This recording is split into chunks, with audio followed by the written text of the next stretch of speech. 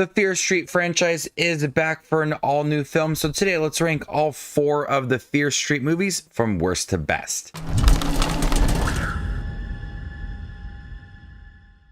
Leave your ranking down below. How would you rank all 4 of the Fear Street movies, including the newest one, Prom Queen?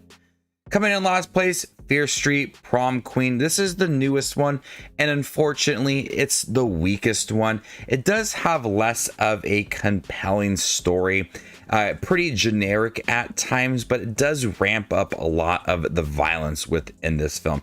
So it does have a thin story, but luckily it is entertaining with the violent sequences. The killer within this movie is pretty sinister. It starts tearing through these prom queen candidates left and right. You can tell there is a lot of moments that are being borrowed from classic slasher movies. There's a scene towards the end that does feel like Halloween. And I love the 80s vibe to this movie. What the Fear Street franchise has done so well is capturing the time period that these films are set in. So there's a lot of dedication to giving it that 80s vibe. There isn't one character like Laurie Granger that I felt attached to. Brisk 90 minutes. There's a lot of dedication to these characters. Unfortunately, I just didn't really care so much about them in the beginning of the story. Laurie Granger has a tragic past, and that affects her being a little bit awkward in school. People are making fun of her, and so you have your popular it girls. All of it kind of just feels pretty generic and cliche at times. It is brutal, it is fun to watch, but I do think it has the weaker story of the 4 films. Coming in third place, Fear Street 1994. This was the first film in the trilogy that was released on Netflix. I really love that they released them once a week. It was so fun when they were originally released.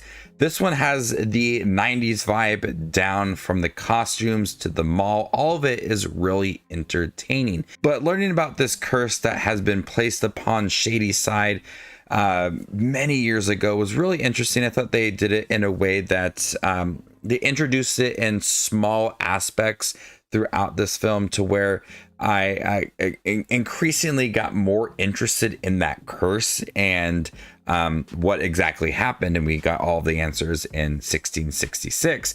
But the film 1994 did a great job of kind of just throwing us into the end timeline of this movie and doing a great job of building that mystery throughout. But what's so compelling about this story is the characters, complications between the 2 towns, Sunnyvale and Shady Side, and their rivalry and the relationships between the characters within those 2 towns. Relationships that are kept secret throughout add a lot of depth to these characters.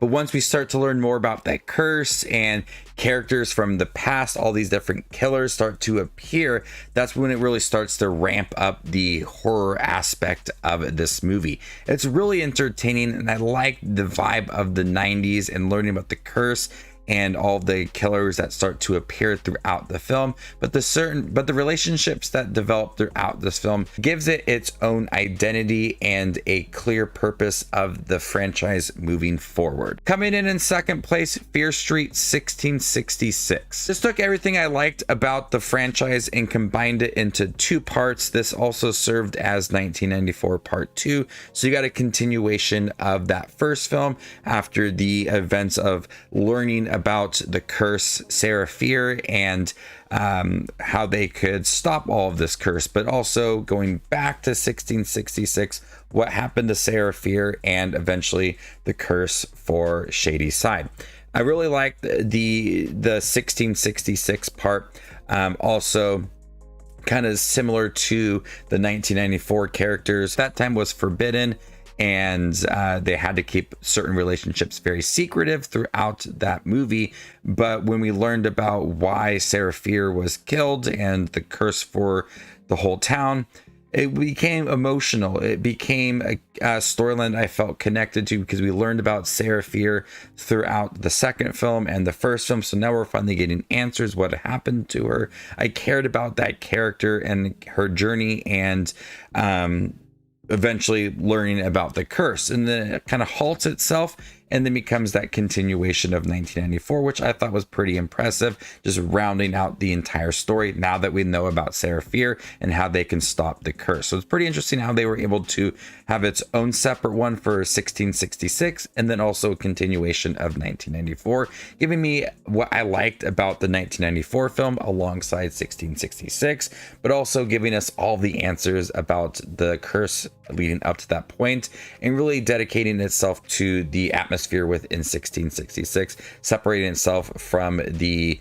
70s film and the 94 film, and giving its own distinct style to that movie, giving us all the answers. It became emotional. I like that it combined actors and actresses from both films, the first and second one, into this third film. You had that great kind of continuation of everything that was already building up to this third movie. But coming in first place, Fear Street 1978. I really love the summer camp vibe to this movie, reminding me so much of Friday the 13th, the earlier films. Sadie Sink was really great in this movie. That's where we already kind of got an idea of what was going to happen within this movie, but learning about these characters that names were appearing in the 1994 film, but this also has an emotional storyline looking at the characters and what they have gone through within this film, and everything's connected between 1666, 1994, and 1978 as well. And the storyline between two very different sisters is the highlight of this movie. What the Fear Street trilogy did so well is delivering compelling storylines for its characters and making us feel very connected to them. And the storyline between the two sisters and what they have gone through is easily the best thing about this movie. And so you have a lot of moments in the first part of the film dedicated to that relationship and developing them and getting an understanding of both of them. And then when it starts to deliver on the violence, it's solid. It is a brutal movie, and you really start to dive into the curse and all of the other shady characters within this movie, and the death count just grows throughout this movie. And it does give us a lot of answers that we were wondering in 1994, but also giving us some fresh moments and leaving us with a mystery leading into 1666. The chilling atmosphere carries over from that first film very well, giving us a new vibe in the summer of 1978.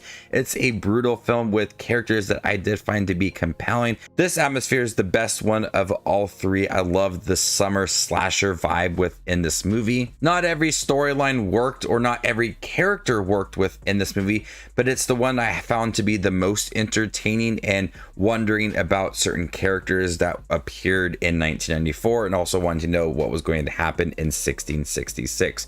So it's the coolest one to me, and one I found to be the most compelling. So there you guys have it, all 4 Fear Street movies ranked worst to best. How would you rank them? Let me know in the comment section down below, and stay tuned for more up and coming content like this. My name is Just Watches Movies, and you guys stay classy, YouTube.